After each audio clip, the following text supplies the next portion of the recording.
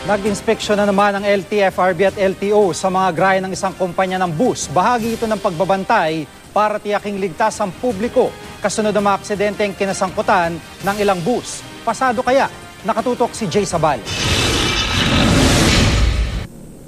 Unang tinungo ng LTFRB at LTO ang garahe ng RRCG bus sa Ortigas Avenue Extension sa Cainta. May minor violations ang ilang bus. Kulang ang body markings sa mga ito. Pero may 3 bus hindi tugmaan chassis at motor number sa records ng LTFRB. May isang bulok na at walang makina kahit may plaka nakarehistro. Nagkapalit-palit din ang mga plaka ng iba pang mga bus. Ang isa sa mga bus, may sticker pa na biyaheng Batangas kahit sa Metro Manila lang dapat ang ruta nito. Minsan pero hindi yung biyaheng cargo, yung mga special trip lang. Kasi nga medyo matagal na yan, malaki na rin yung perang naiipit namin, makabawi ng konti. No?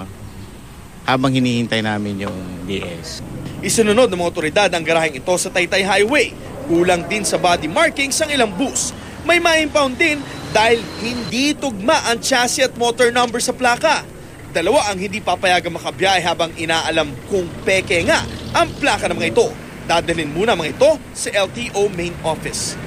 Yung chassis and engine hindi tugma doon sa plaka na-inspect ng LTO and LTFRB. Yun ang i-impound natin.